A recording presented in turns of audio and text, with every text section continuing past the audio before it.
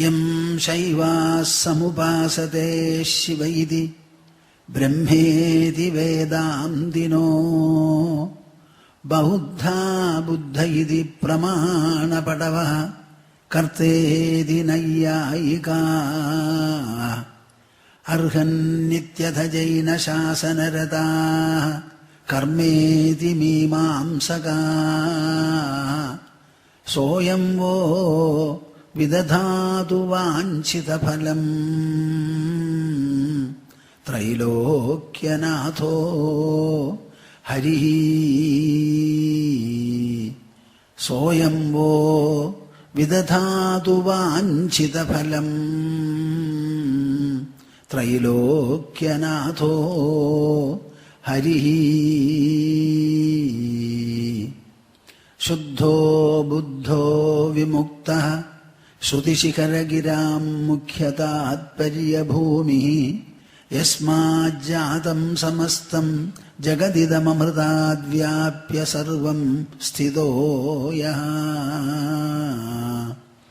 യസ്യാംശാംശാവതാരൈഃ സുരനരവനജൈർരക്ഷിതം സർവമേതത്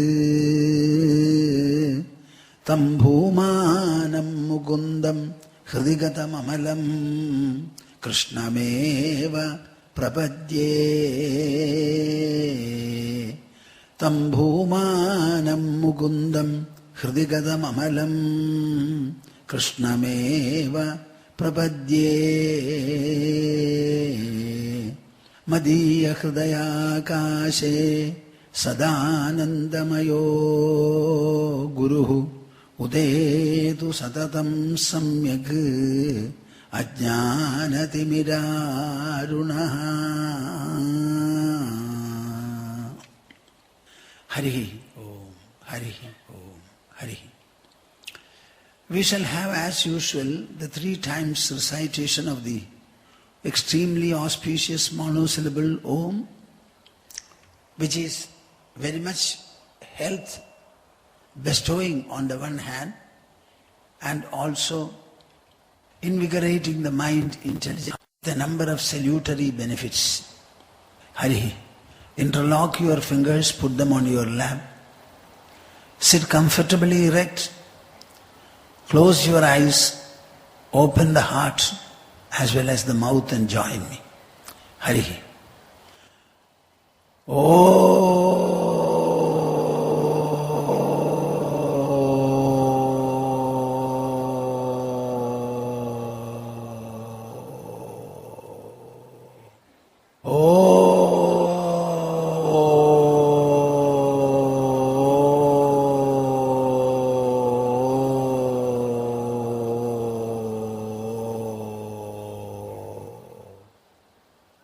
You can raise your voice.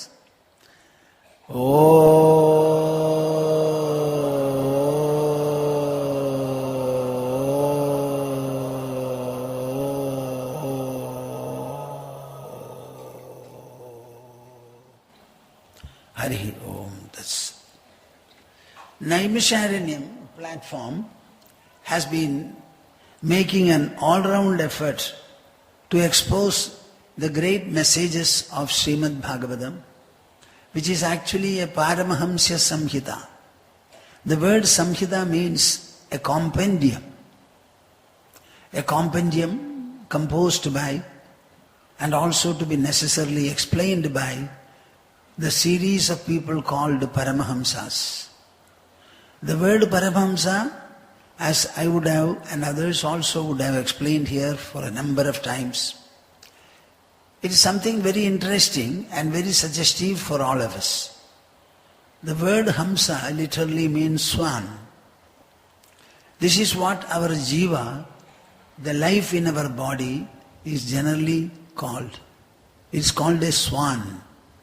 Swan is an imaginary bird which has got the capacity of distinguishing water from milk. You may mix 1 liter of milk with about 5 or 10 liters of water and give it to the swan. Without showing any discontent whatsoever, the bird will suck the milk and leave the water behind. This is the type of discrimination we must have in our life, especially in the sphere of spiritual pursuit.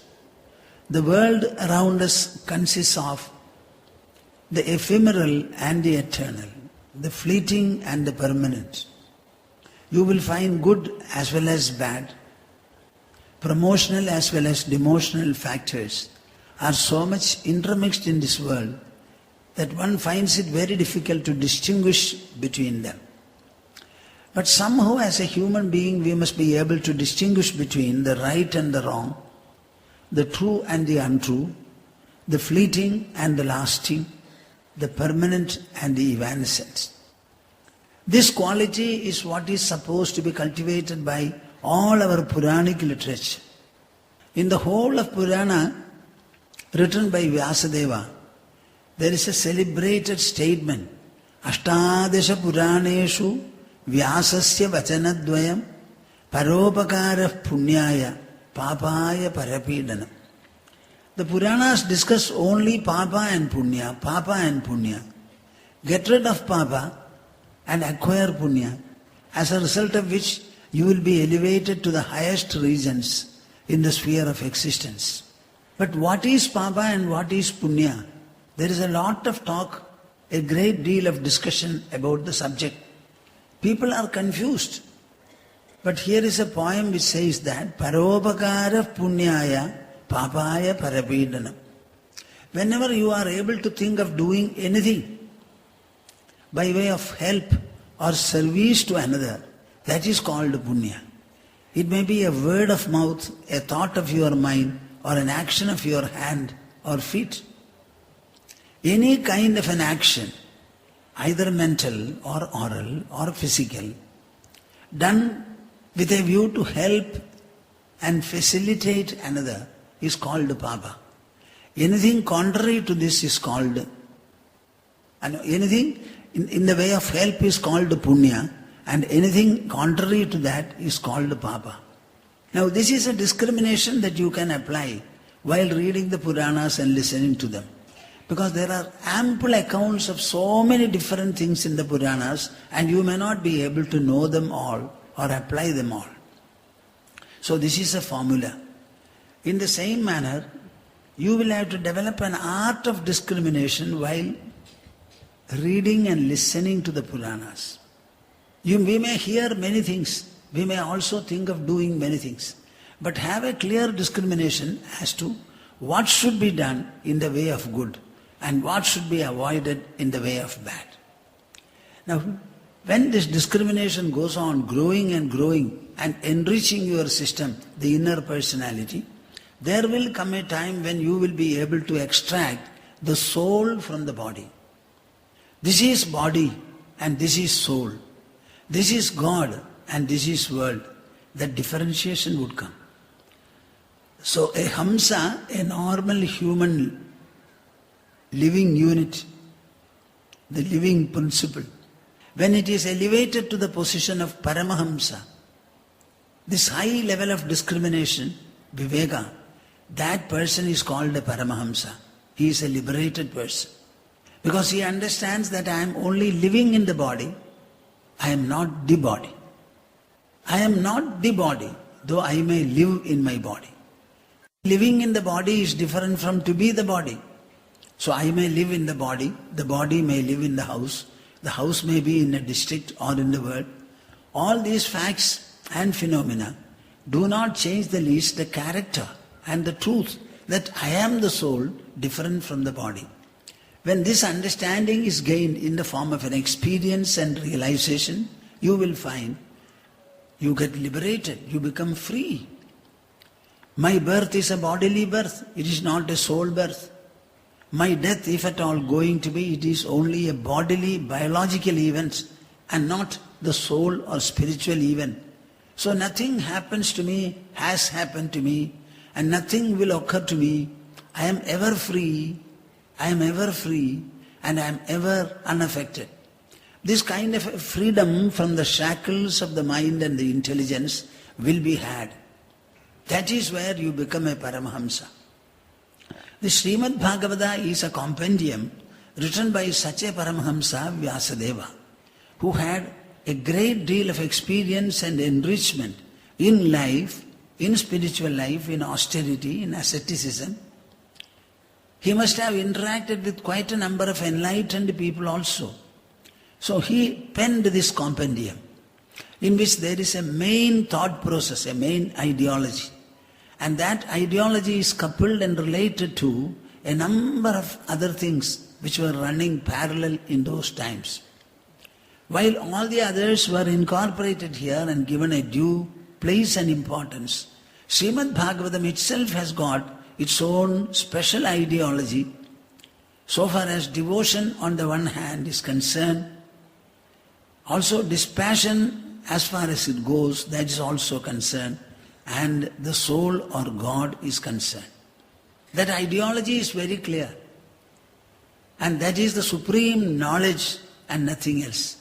Even God, Srimad Bhagavatam says, is nothing other than that purified knowledge, non-dual knowledge. Vadanti tat tattvavidaha tattvam yajnanam advayam brahmedi paramatmedi bhagavan iti shabdyate. There is something called advaya jnana, knowledge which does not allow any kind of a differentiation this way or that way. It is pure knowledge, knowledge and knowledge alone. For example, you say I am. You always say I am. Even when you are unhappy and you are crying, you say, I am crying, I am afflicted. In the same manner you say, I am happy and I am contented. So the I am seems to be a common expression both in affliction as well as in delight. So what is that I and am? They are different from the rest. So there is something called knowledge which is non-dual. This non-dual knowledge which does not allow any differentiation. This is called Paramatma, this is called Parabrahma, and this is also called Bhagavan, it says. So here is a definition for God, definition for Atma, and definition for the supreme reality called Brahman. Vadanti tat tattvavidaha tattvam yajnanam advayam brahmedi paramatmedi bhagavan iti shabdyate. Srimad Bhagavatam starts from there. These are words uttered by Sudha, the storyteller, when questioned by an assembly of erudite people including Brahmins, scholars, ascetics and many others. Now this is Srimad Bhagavatam. This Srimad Bhagavatam has a number of narratives to present before you. Many of them are living episodes, many of them are past events. Some of them relate to rarely some godly phenomena also. Otherwise you will find there is a lot of human drama, human instances which are all related. It is better that we rely more upon the human part of the narration than the supra-human part of the narration. The first verse of Srimad Bhagavata itself is considered to be a very profound and abstruse one. Srimad Bhagavata is a book of high scholarship. There is a lot of erudition there. The legendary description goes on to say, Vidyavatam Bhagavate Pariksha. Srimad Bhagavata is a repeated or a constant examination to the scholarly mind, the scholarly intelligence. At the same time, it lends itself to one and all by generating the devotional thrill and ecstasy which is generally generated by the mind and heart of a person. It does not depend upon scholarship or erudition. The first verse itself says, Janmadhyasya yadonvayaditarataha chartheshu abhijnaswarat Janma adi asya yatonvayaditarataha. I am not going to explain it in full, but I only wanted the English knowing people to understand very clearly, Janma adi asya yataha. Janma adi asya yataha. From where? Birth, etc. of this wonderful creation around you, including yourself. From where has it come? What is the source? What is the source of this entire visible universe? That is the subject of discussion here. So it is not just a devotional text as apparently it is known to be or taken to be. It is very clearly said that the subject of discussion is a highly scientific, philosophical and rational truth. Janma adi yasya asya yataha. Anvayaditarataha. It is a very, very special usage. Artheshva abhijnaswarat. We are discussing the supreme reality as the supreme Lord, who has got such a great will that at any point of time he can do and be anything in order to win his objective. Artheshu abhijnaha. He is supremely intelligent, so much so that he is capable of achieving anything that he wants in the fastest period of time, simply by virtue of his will, by virtue of his creativity belonging to the mind and the intelligence. This is how the text proceeds, so you can understand how profound is the text. In the next verse it says, Dharma projhita kaidavotra paramo nirmatsaranam satam. We are explaining all the different complex aspects of dharma.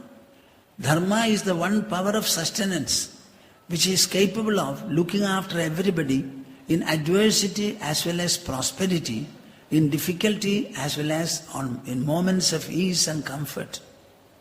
There must be something to sustain our life. Just like oxygen supports and sustains our bodily life, food and nourishment that provides sustenance for the body. So far as the inner personality is concerned, mind and intelligence are concerned, there must be some kind of a power or a process by virtue of which our minds and intelligence will be sustained in any kind of a situation. Maybe we commit sins, heinous crimes. Somehow we have committed it, but we have to survive. Is there any way of getting relief from all the sins or sinful effects? There is a way. For everything there is a way. That way is called dharma. Dharma cannot preclude anybody, cast aside anybody. Anybody and everybody will be included in dharma. It will embrace everyone and tell you, this is the way you have to proceed to get rid of whatever undesirable effects you have now. That dharma is explained in a very open manner without any delicacy whatsoever. And what is the sole purpose of it? The sole purpose of it is Ishvaraha sadyo hridya avarudhyadetra kridibhihi. Ishvaraha sadyo hridhi avarudhyade. Are you following me? Ishvaraha, the Supreme Lord, sadyaha, instantly, hridhi avarudhyade, is installed in the heart of the devotee.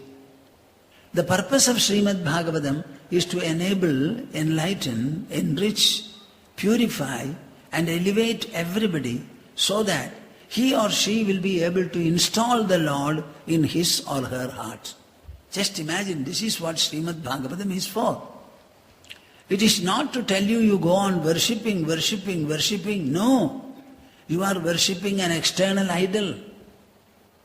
Some kind of a symbol, an insignia of God. That is not the purpose. That may be a beginning point, that may be a means, we agree. But the object is not that. Install the very Lord in your heart. You must be able to install Him. Srimad Bhagavata continuously treats the human mind, human intelligence. Intelligence with Srimad Bhagavata repeatedly treats the human mind with doses of purity, doses of emotional affinity with God, intelligence with rational exposure, as a result of which it will have more and more knowledge, more and more understanding about God, how God is not something tied up to an idol. On the other hand, it is all-pervading, like air and space. And such a God surrounds you, He is also penetrating you, explaining it repeatedly in various ways, and providing a number of illustrations for the purpose. Somehow Srimad Bhagavata makes the seeker know God 100% in all fullness. It makes the devotee so fond of Lord that he installs Lord in his very heart with so much of confidence, clarity, hope comfort and fulfillment. This is the Sreemad Bhagavata that we know about.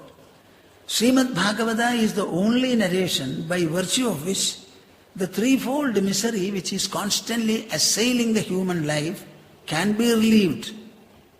Tapatrayonmoolanam. It reveals to you the supreme truth, the supreme truth.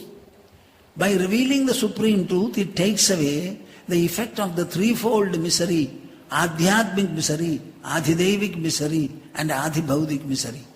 Anyone born in this world is subject to these miseries. You cannot escape them at all.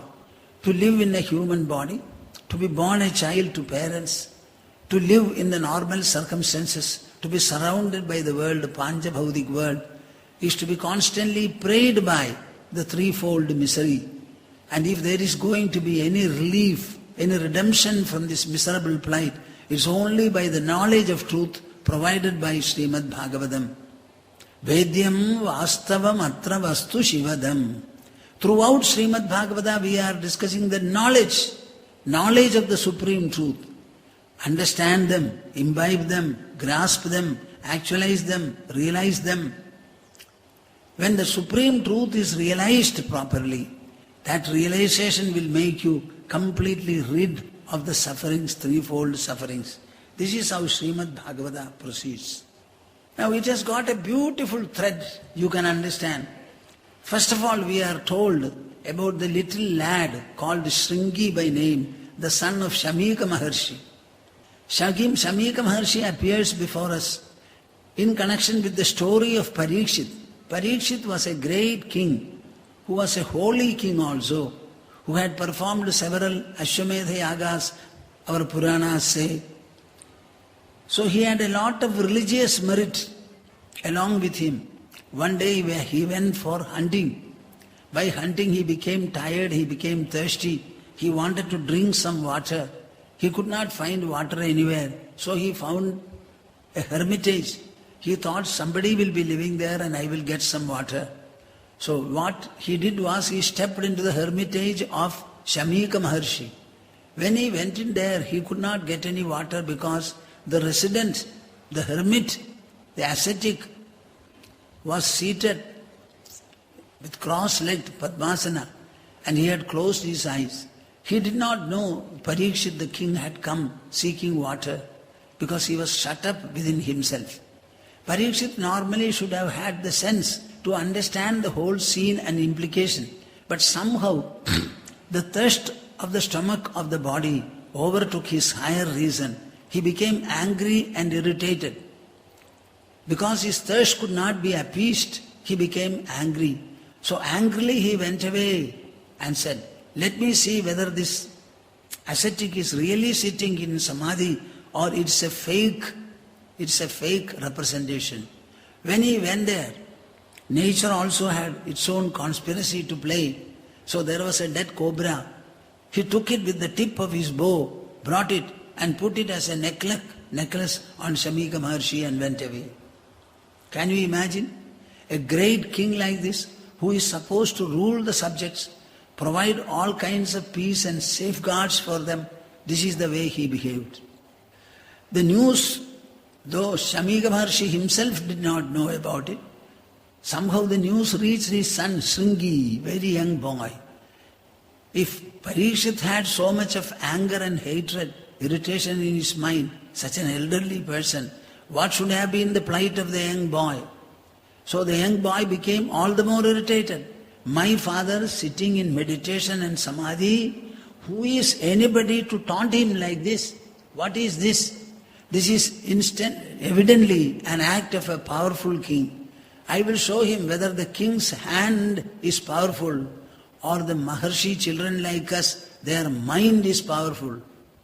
So he went down the river, took a little water in a traditional manner in his hand and chanted a mantra and said, whoever has put a dead cobra on my father's neck, he should be bitten on the 7th day by a living cobra, and the poison it injects should produce a flame, and in the flame of the poison the body should be burnt.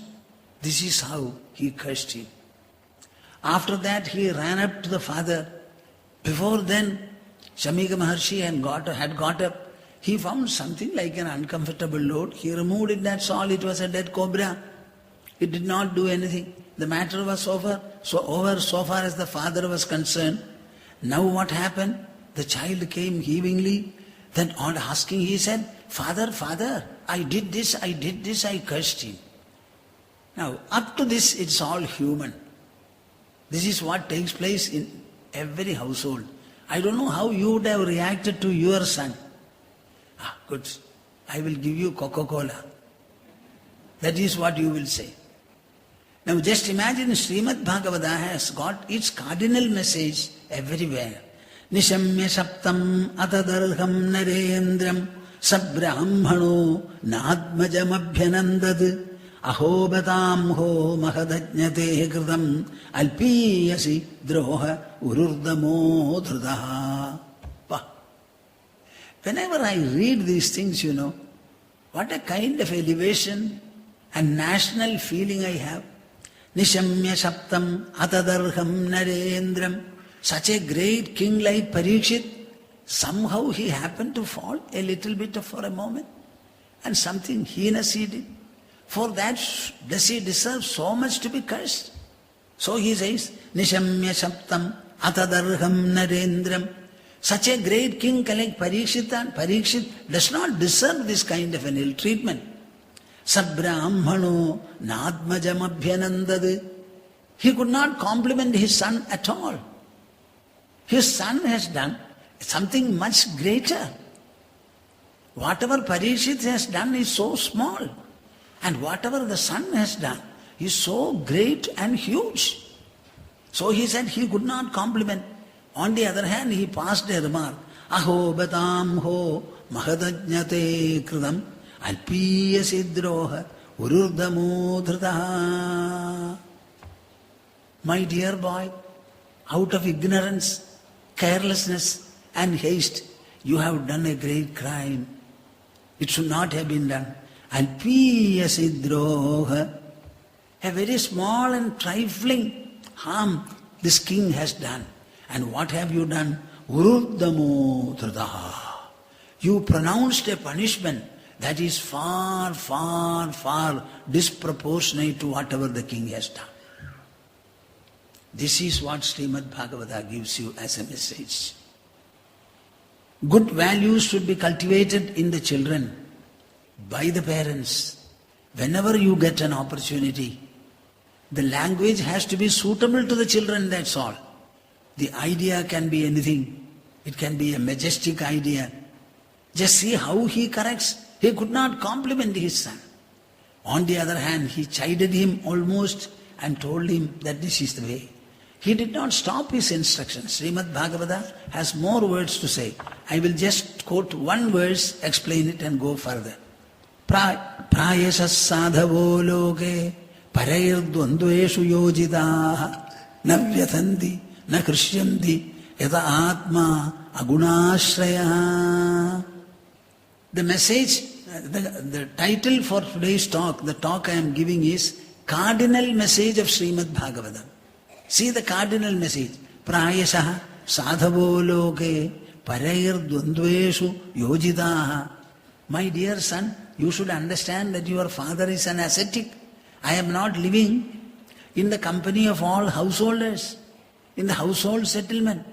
I have come away to the forest and I am living alone here, not surrounded by others. If at all I have beasts as my friend, trees as my friend, birds as my friend, I am an ascetic, I am an austere person.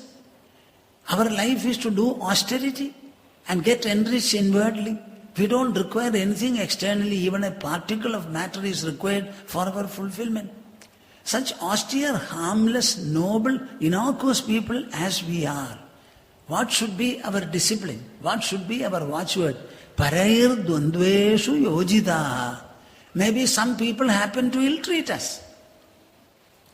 They don't know, they are ignorant. In ignorance or in irritation, they may try to ill-treat us. Na vyathanti, na hrishyanti.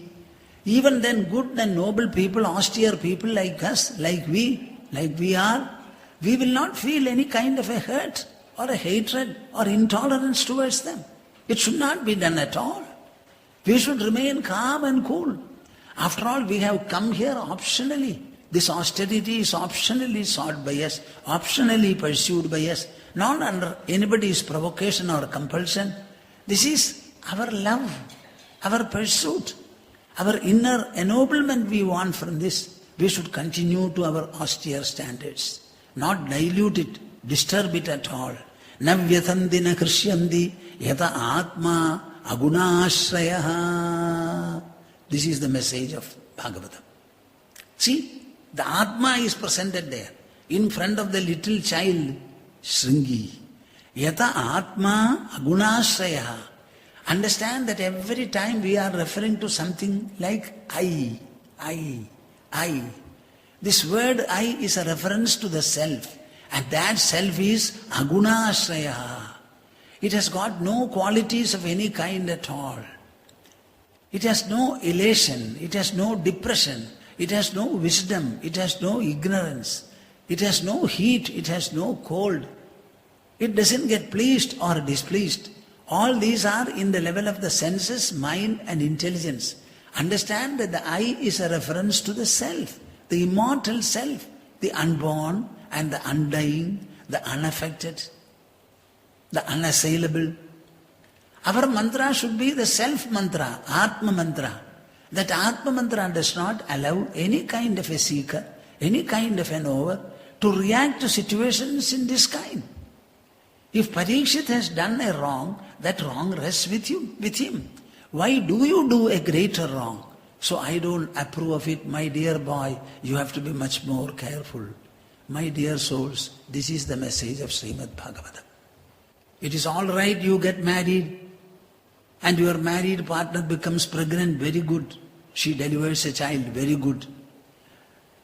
But the matter of bringing up the child, Srimad Bhagavata says, you must be value-oriented. Value-oriented. Don't dispose of anything as a simple instance, a trifling instance. Be serious about your life.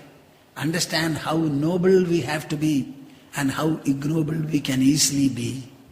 Let there be a word of caution. A word of caution. Constantly develop your mind. Try to cultivate greater and greater insights in the hands of your own life.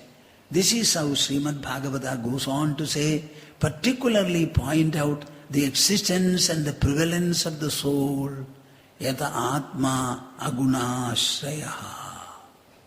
Am I clear? Am I clear?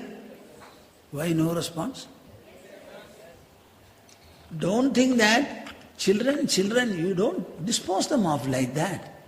Children can listen to these stories. What is the harm in listening to these stories? Maybe you have to tell them a little slow, in a slow manner, in their own language, and make them think. When I went to Malaysia, first year, in 1972 I think, I went to Malaysia. I happened to stay with a family, Vijayaratnam's family. He had 2 sons. So I was explaining to them, Swamiji, what is it that you are speaking about? You are a Swami, what is the difference? My father welcomes and regards a number of Swamis, please tell us something. So I initiated a discussion on I. And I said, every one of us says I. But we don't know what or who this I is. You say my body, my mind, my intelligence, my house, my pen, my book, my car. Everything seems to be described after my. The I remains a single expression. And so many things belong to it. But the I is not that. So what is this I? We would like people to think about it. Think about it. This boy suddenly reacted, oh, is it so? There is something called I distinct from all other things, from my mind and intelligence and ego even. I will start inquiring about it. I think they must have been studying in the school classes, maybe 5th or 6th or 7th class. They took a lot of interest. And one of them at least is very spiritual even now. So you should introduce the subject in such an interesting manner so that it will capture their imagination and it will live with them forever. So I always say good lessons should start right from the childhood, not after you become old. This is how the father corrects the son. Shringi was corrected by Shamika Maharshi. This is the first child Sreemad Bhagavatam presents before us. Now we go to the second child, Dhruva. Most of you know the story. Uttanapada was a king. He had two wives, Suniti and Suruji. Suniti had Dhruva, son, and Suruji had Uttama. Somehow or other, this Uttanapada was very partial to Suruji. Naturally, his son had a lot of advantage with him. One day, Dhruva went to the father to find that Uttama was seated on his lap and he was fondling him. So he went claiming his share of the lap. So when he approached the father, Suruji was standing there. She interrupted and said, "No, this lap is not meant for you. It's meant only for my son Uttama. If at all you must have it, you better get born from my womb." That means you die and be born from. Can you imagine the sorrow, the shock Dhruva had at the time? Oh, so he started heaving. When she said it, the funny part of it was, Uttamapada could not say anything, he kept quiet. When the stepmother says something like that, the father at least can intercept and do something. He did not do. So the child ran to the mother. Before the child reached Suniti, she had already gathered the information people had informed her. So he embraced the child, patted, and he started narrating what he heard. He said, "This is what has happened, and this is what stepmother said." So Suniti says, "What your stepmother said is right, my dear boy. It is right. In this palace you can never get the honor that is due for you. I, your mother, who is supposed to be the queen first year, I am also dishonored.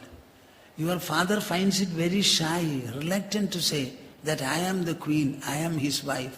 I am given the treatment of a maidservant in this palace. So in the palace you will never get any justice at all. All that I can tell you is that you should be grateful to the stepmother for having told you the truth. My dear boy, what I have to tell you is straight away proceed, leave the palace and go to the forest and steep yourself in austerity, propitiate Lord Vishnu, Mahavishnu, so that you can get the due seat for you." She puts it in her own beautiful language. Up to the point of the child coming to the mother patting him, consoling him is okay. Whatever she said later, that is what you don't find anywhere. Srimad Bhagavatam says, the lessons for the mothers are here. When a child comes to you like that, what should you do? We all claim devotion to our Lord. We are all devotees of the Lord and we claim a lot of devotion. What is this devotion? With what kind of a devotional mind, reliance and supremacy did Suniti tell the son, "Go straight to the forest, Madhuvanam. Alone do austerity to propitiate Lord Mahavishnu. Then you will get the seat of honor that you want." How can a mother send the child alone to the forest? You rely upon the Lord. Our reliance, "Oh God, you alone are my refuge. You alone are my refuge." Only in the mouth, in the tongue. Only for the air to hear. Do we really mean it? But here is a mother who says, "Go straight away, straight away." She has no qualms in giving such an advice. And Vedavyasa records it. "Tameva vatsashraya bhritya vatsalam mumukshubhir mrigyapadabja paddhatim ananya bhave nijadharma bhavide manasya vasthapya bhajasva purusham." Tameva vatsashraya bhritya vatsalam. Tameva vatsa, ashraya bhrityavatsalam. Mahavishnu is such that he has got uncontrollable affection for his devotees. Whoever is serving him wants to be a humble servant. He has got untold affection and kindness towards him. He is a Bhrityavatsala. Now that Bhrityavatsala, my dear Vatsa, Tameva Vatsa Ashraya, learn to rely upon him. Not learn, rely upon him from today onwards. Mumukshubhir Mrigya Padabja Padhadim.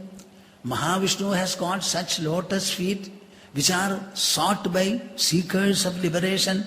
Ananya bhave nijadharma bhavide manasya vastapya bhajasva purusham. Install him in your mind. Let there be nothing other than Mahavishnu in your mind. Install him, adore him there, and go on worshipping in this manner. We send our children school buses, and when the buses are late by 5 minutes, the mother or the father makes at least 100 telephone calls. This is what we are doing. Compared to that, what is Suniti doing here? She is dispatching the son to the forest Madhuvanam, and she will not have any more contact or address or tip from this boy. This kind of a decision she takes. So it is a test for you, devotional minds, my dear souls. Are you able to think in this manner, develop in this manner? I rely upon the Lord, and He alone is the source of refuge for all. Rely upon Him, my dear son. Go away from the palace. I am helpless. You are also helpless. Your father will not be able to change his mind. Your stepmother is not going to change her attitude. Nor can Uttama do anything in this matter. You alone can go. I would like you to contemplate upon the scene for a number of days. Dhruva proceeded, and right there Narada Maharshi came, the wonderful newspaper reporter. Anywhere and everywhere he is present. There was no cell, telephone, mobile and technology there, but somehow I don't know who gave him the information. Narada Maharshi was right on his path. Hey, my dear child, where are you going? I am going to Madhuvanam. Who asked you, my mother? What for? To propitiate Mahavishnu. What? To propitiate Mahavishnu? And you are going at such a tender age? And that too alone to Madhuvanam? It is impossible, you better go back. Instances like this will happen in family households, in palaces also. As you grow old, everything will be forgotten. Don't give too much of seriousness to it. My father rejected his lap for me. It was given to another. This kind of a thought is not good. After all, you are magnifying whatever has happened. Forget about the whole incident, sleep. He said, no. Narada said, Duraradhyam. Mahavishnu is not so easy to worship and propitiate. He is hard to worship. Then he said, mind you, Maharshi, I am a Kshatriya lad. I am given to valor. I am given to conquest. I am given to achievement. I am given to victory. If all the other people have failed to propitiate Mahavishnu, that is all the more reason why I should try and succeed. If you have anything to tell me by way of successfulness in my mission, open your mouth. Otherwise, please go back. This is what the child said. Narada Maharshi was very pleased. So he said, very good, go. This is the mantra that will help you, and instructed a mantra. The little Dhruva, who was 5 years old, started his austerity alone in Madhuvanam. Austerity means denial in some respects. It is eliminating some of the things which you have and incorporated some of the things which you don't have. Contemplation of Mahavishnu was the one factor that he incorporated in his routine, and foregoing many things. What? He started living on one-time meal, gradually reduced it. He started living only in water, that also he left. Ultimately, only air was there. He stopped almost that also. Standing on a single leg, he started doing austerity. The powerfulness of an individual austerity done by this little 5-year-old boy was so much that it shook up the whole universe. People started feeling breathless. All of them ran up to Mahavishnu to say, how we have become breathless, something has happened. Please do something, we don't know what is going wrong. Mahavishnu smiled, closed his eyes for a while and said, it is because that little boy, my little boy, Dhruva is doing severe austerity. I will go and bless him, don't worry. And Mahavishnu started. By the time Mahavishnu was about to reach, Dhruva was closing his eyes and standing on a leg. He was contemplating upon the Lord, brilliant Lord. And the whole Lord was appearing in his mind like a luminosity, an effulgence. Then what happened? When the effulgence was captured by him, and he was enraptured by it, suddenly it disappeared. Everything became dark. So he was stunned by the development. When he opened his eyes, the real Mahavishnu was standing in his front, to his utter surprise. Poor boy, 5-year-old boy, what could he do? Mahavishnu himself has come for the first time. He has heard about him, but never seen. But here is the real Lord right in front. What should be done? The Lord should be praised in a manner that is concomitant with his majesty and greatness and presence. Poor boy did not have words. Mahavishnu understood the crisis. So he took his conch. What is this conch? Anybody can blow. Ooh! It will produce the beautiful conch sound. Anybody can blow. The sinner can blow. The uneducated can blow. Anybody and everybody can blow the conch. It will give a very good sound, not your sound. So that conch he stroked. Suddenly he felt inspired and he started praising the Lord. And the first praise is the greatest message, cardinal message of Sreemad Bhagavatam. Yondav pravishya mama vajamimam prasuptam sanjeevayatyahila shaktidhara swadhamna anyamsha hastacharana shravanatvagadin pranannamo bhagavate purushaya tubhyam. The little boy is praising. And what a message is there in this wonderful praise. Whenever I am asked to light a lamp anywhere, one of my devotees will invariably sing this particular verse. Yondav pravishya mama vajamimam prasuptam sanjeevayati. He says, prostrations to you, my dear Lord, the Supreme Purusha, the Supreme Human. What are you doing? Antav pravishya, entering my inside. Mama vajamimam prasuptam sanjeevayati. You are present in my body, first of all, entered my body, and you are present there. And you are an embodiment, a collection of all the conceivable powers that are necessary to run this world. Akhila Shakti Dharaha Swadhamna, by virtue of your own prevalence in my being. Mama vajamimam prasuptam sanjeevayati. The dormant speech, the speech which is lying dormant in me, is being activated by you, empowered by you. Anyamsha hastacharana shravanatvagadin. Not only the speech, the hand, the feet, the sensory organ, ear, the skin, the tongue, pranan, the life forces, all of them are being activated by you, animated by you. Such a Supreme Lord, the Supreme Purusha, who is immanent in me, that Supreme Lord, I prostrate, he says.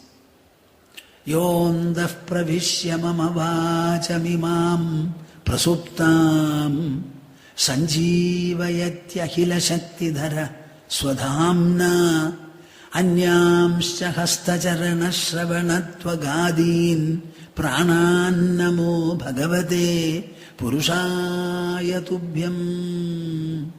Purushaya Tubhyam.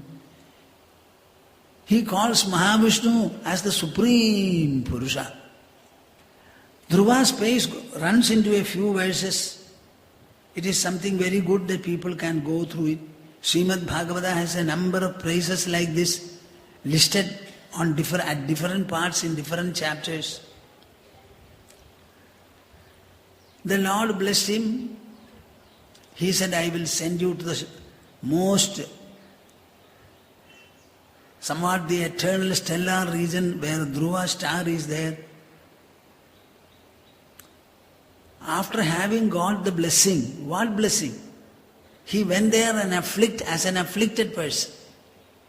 The father denied the lap for him. So he was sorry for it. Then he went to the mother. The mother sent him to Madhuvanam. But the motivation was denial of the father's lap. For that purpose, he did this austerity and Mahavishnu blessed him. That was not the real approach to be adopted.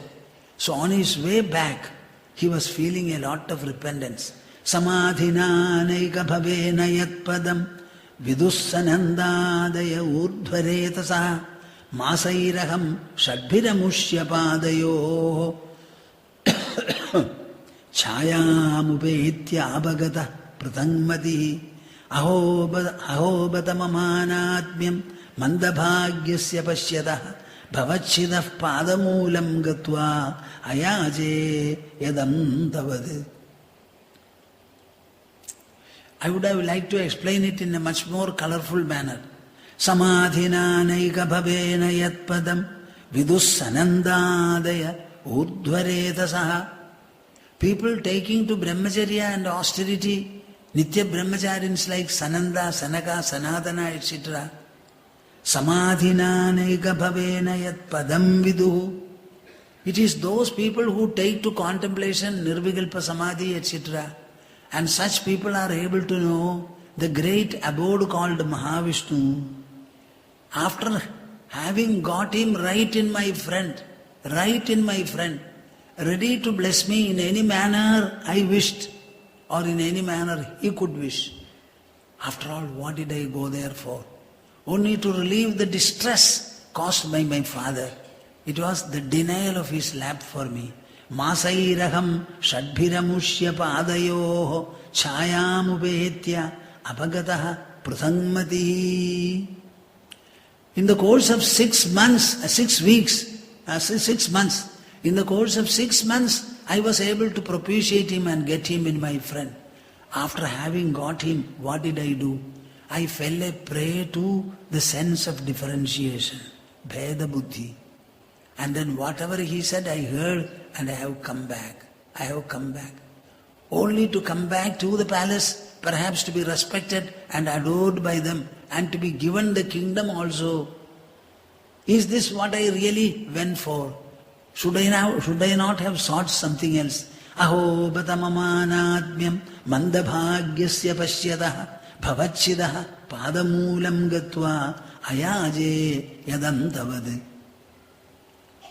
After having gone to Mahavishnu, having got him in my front, I again sought. I already have an embodiment which is terminable, which will fall at one time.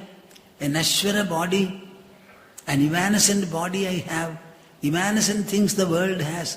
I still was a votary of all these things. I never looked something eternal.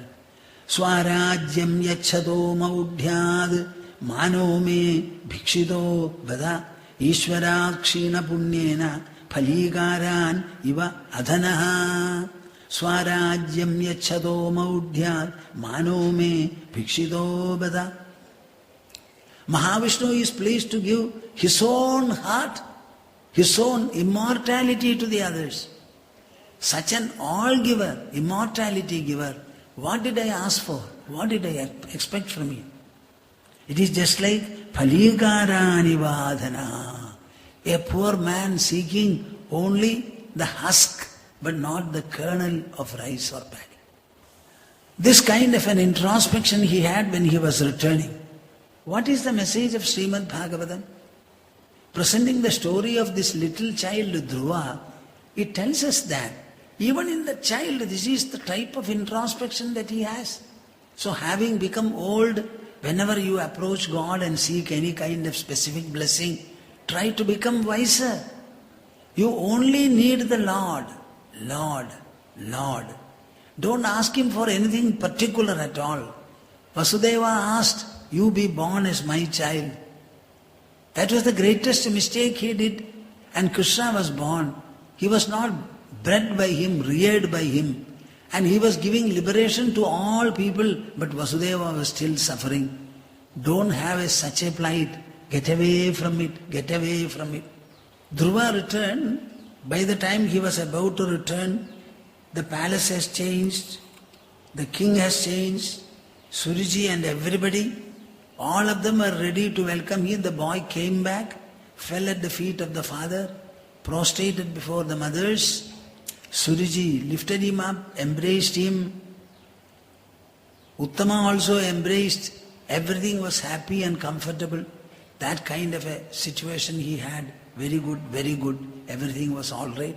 But his introspection should remain in your mind. We go to Prahlada, the third child. In the case of Prahlada, things are different. In the case of Shringi, there was a father to advise him and correct him. In the case of Dhruva, there was a mother to guide him and send him. And Mahavishnu, he had the blessings from. But in the case of Prahlada, he was a solitary boy. His father was a demon, a terror. And he did not like anything of his son right from the beginning. Prahlada was a votary of Lord Hari, and Lord Hari was an enemy number one of Hiranyakashipu. Can you imagine then? To be born as such a son to a hater of Mahavishnu, Lord Hari, and to be living in his company, constantly being a victim to all the assaults, all the cruelties that he perpetrated. He alone was there and his Lord, nobody else, nobody else. So Prahlada had to rely upon his own heart, his own mind, and their pure devotion to the Lord. Two teachers were specially appointed to train him by Hiranyakashipu, giving them the caution, you should take away this devotion to Lord Hari from his mind.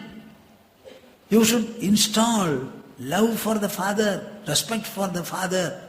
Hari should be taken away from the heart and his father should be installed. Do anything that is necessary. They tried, they bet him, many things were done. Prahlada did not budge an inch from his devotion. On the other hand, he called all his friends, classmates and the others and started giving them beautiful instruction. Some portions are very, very beautiful. I generally talk about it as a masterpiece of Sreemad Bhagavatam. Ultimately, the boy's mind could not be changed. So the father started challenging him, one after the other. There were 2-3 occasions when the father and the mother and the father and the child confronted each other. Every time it was a failure for Hiranyakashipu. He was not able to understand. I cannot read them and all. Take time. We have no time. Finally, the last encounter was Evam duruktair muhurardayan rusha sudam maha bhagavatam mahasura khadgam pragrihyoৎpadito varasanad stambham tatadadibala swamushtina evam duruktair muhurardayan rusha sudam maha bhagavatam mahasura. Lastly he called him and said, where from are you getting the power, the courage, the strength to repudiate me, to challenge me at every point of time? Where from do you get it? What is the source of strength for you? The boy said, there is only one source of strength for everybody in this world. Not only for me, for Indra, Chandra, the Dikpalas, etc. Even for you, my dear father, there is only one source of refuge, and that is Lord Hari. Lord Hari, Lord Hari. Then he said, where is your Lord Hari? My Lord is everywhere, he said. You know, the 7-year-old boy swears on the strength of his own devotion, devotional reliance, that my source of reliance, namely the Lord Hari, is present everywhere. 70-year-old devotees will not be able to say this, especially when the father is there, with swords raised in his hand. What all things that fears form. So he said, my Lord is everywhere. Then the next question is he in the pillar? He said, yes, in the pillar also. What will Hiranyakashipu do now? Evam duruktair muhurardayan rusha sudam mahabhagavatam mahasuraha sudam mahabhagavatam. I wish you know Sanskrit. Sudam, his own son, Mahabhagavatam, the great devotee, his son. Mahasuraha, khadgam pragrihya, utpadito varasanad, stambham tadada, adibalaswa mushtina. He was about to cut off his neck. He walked forward. But so beautifully things transpired that suddenly his attention was diverted to the pillar and he marched towards the pillar and hit.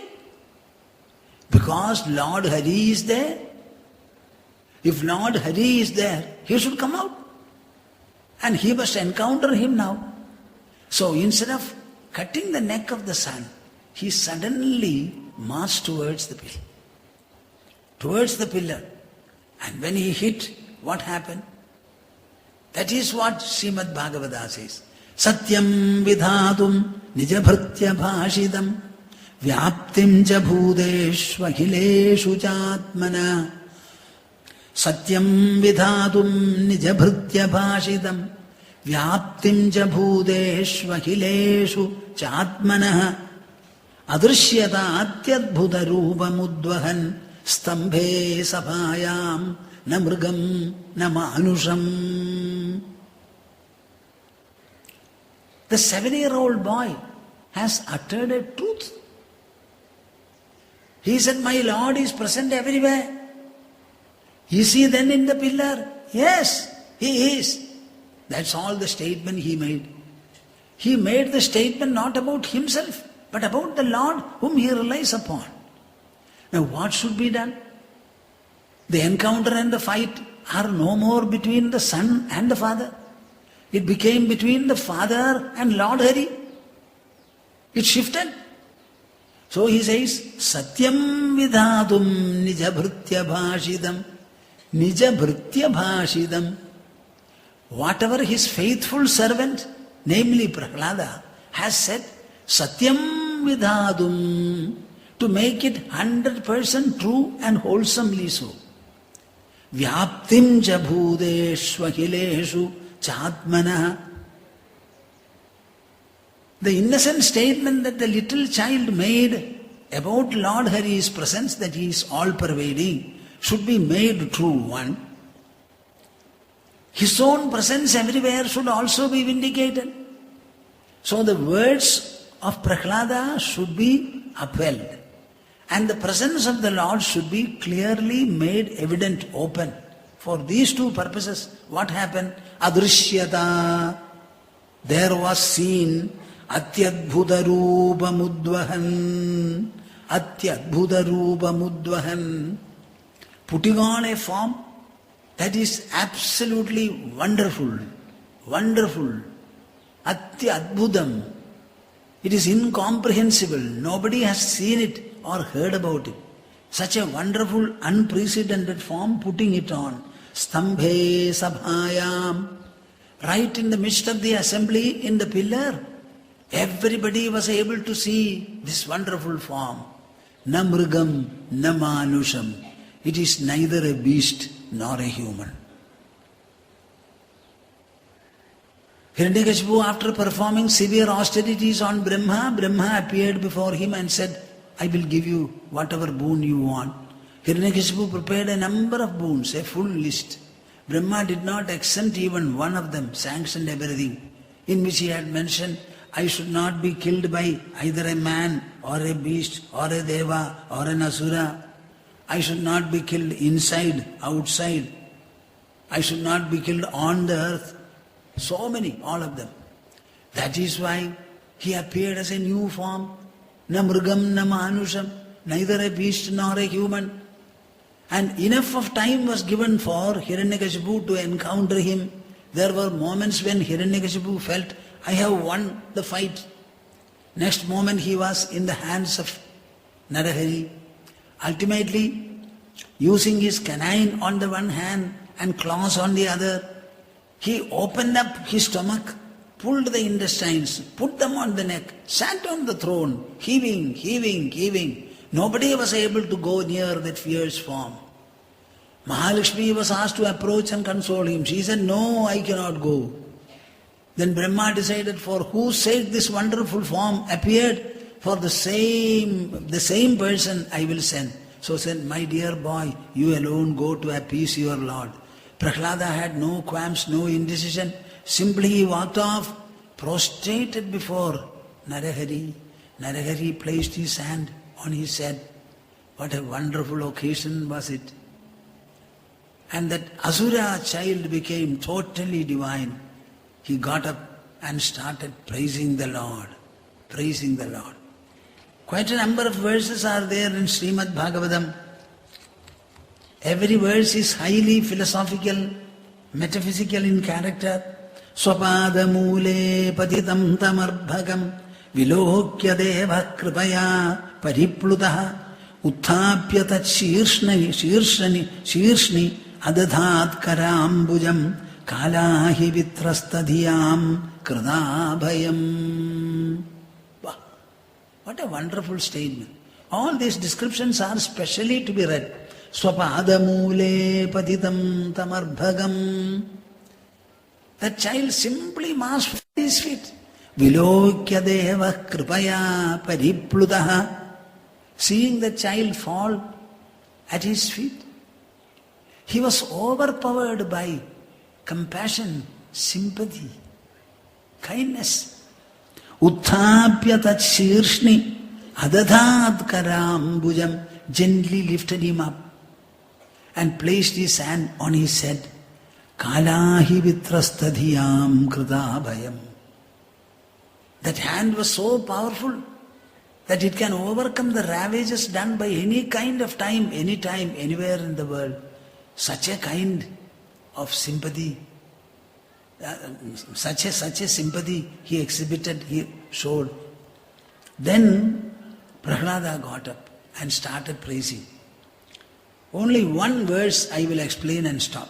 Naivatmanah prabhurayam nijalabha purno manam janada vidushak karuno vrinide yadyajjano bhagavate vidadhidamanam taccha atmane pradimukhasya yatha mukhashri. My dear Lord, you are full and content by yourself. You have nothing more to get from anybody, and nobody need offer anything to you at all. You are full by yourself, full by yourself.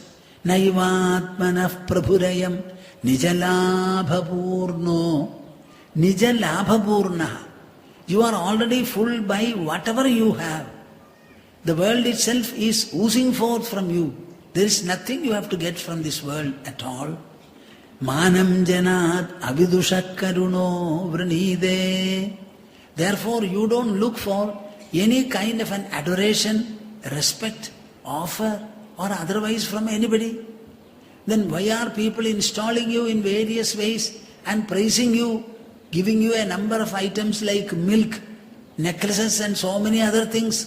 All these are done by the people who are ignorant, avidusha.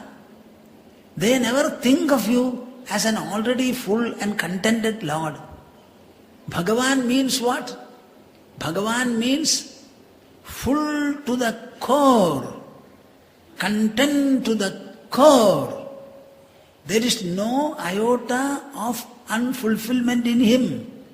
Such an all-fulfilled being as you are, you don't look for any kind of respect or adoration from anybody. Then why are people doing it? Only because of their ignorance. They don't think about you. They only think about themselves. This is a great institution, this worship, etc. So it is going on. Karuno vrinide. You don't say don't worship. It is allowed to take place. Because they are deluded. They are ignorant people. Yadyajjano bhagavate vidadhidamanam. In the whole process, what is actually taking place is Yadyajjano bhagavate vidadhidamanam. In the name of Lord, whatever they give, in whichever manner they do, what is happening? Tachatmane pratimukhasya yatha mukhasri. All that is given is actually beneficial to themselves. It blesses them. After all, to give is not given to man. Whenever you give something, you get enriched by the great act. It is something like this. Purchasing a mirror, fixing it on your wall, and every day you go and stand before it so that you can see your own face. You can shave your face. You can decorate your face. Looking at the mirror, what are you finding? Your own reflection. Is it for the sake of the mirror that you have kept it there? No, it is for your purpose. Because without the mirror, you cannot see your reflection. In the same manner, whatever is done in the praise of God, in the manner of offering to God, all that directly helps you and purifies you. That is the whole truth. Naivatmanah prabhurayam nijalabhapurno manam janada vidushat karuno vrinide yadyajjano bhagavate vidadhidamanam tachatmane pratimukhasya yatha mukhasri. Like that, so many praises he did. Ultimately, Narahari was pleased. He said, 21 generations before and after your birth, the whole lineage is purified. Take the throne. He said, I will not. I will not. Ask me for some boon. No, I don't want. Don't ask me to enter in merchandise, he said. You are not a Swami who looks for anything from me. I am not a devotee who specially likes to propitiate you as Swami. I am a humble devotee who has come to you leaving everything. Only that I may be pure and constantly be by your side. If at all you insist on any boon being taken, please give me. Kamanam hridya samroho. Let no desire sprout in my heart. Let no desire sprout in my heart. This is what Prahlada asked for. This is the cardinal message of Sreemad Bhagavatam. Let there be no desire in my heart at all. Everything was settled, he said. You continue to live here as a king, rule the kingdom, exhaust your punya, look after the welfare of the people, the burden, exhaust your papa, and let your body undergo age, exhaust the passage of time, and free of everything, with your fame being sung in the heavenly regions, come to me, Mukta Bandha. Saying that, he went away. Before that, he looked at Brahma and said, in the matter of blessing people who are not deserving your blessing, you have to be careful. Now you blessed Hiranyakashipu, and see what all things I had to do in front of that boy. I had to fight the father right in his presence, kill him in a very cruel manner. All these things were necessitated because of this. So blessing asuras, undeserving people, will be like giving milk to the cobra. Be careful. And he went away. This is how the story is reported. It's such a beautiful story and narration which is put right at the center of Sreemad Bhagavatam in the 7th skandha, because it is so sweet, delicious and messageful. We have the story of Bhikshu Gita. That is something very, very important. And ultimately Parikshit also. The Bhikshu Gita says that for all the troubles from the world, you have the medicine in your mind. For Parikshit also he says, Siddhosmi, Anugrihitosmi. You have shown me the exalted abode within myself. I am entering that. Before Takshaka comes, I will not be anywhere here. I would have gone into myself. I don't fear Takshaka. I don't fear his bite. I don't fear his death. For everything, the solution is within the body, in the mind, through devotion, by installing God in your very heart. This is the message, cardinal message of Sreemad Bhagavatam. Let me stop now. Jayati Jayati Devo Devaki Nandanoyam Jayati Jayati Krishno Vrishnivaṁsha Pradipaha Jayati Jayati Meghashyamala Komalango Jayati Jayati Prithvi Bharanasho Mukundaha Jayati Jayati Prithvi Bharanasho Mukundaha. Harihi, oh, Harihi. Try, chant the Om, not like me. Oh,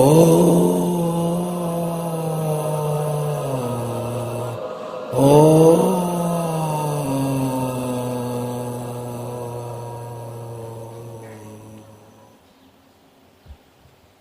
Harihi, Om Tas.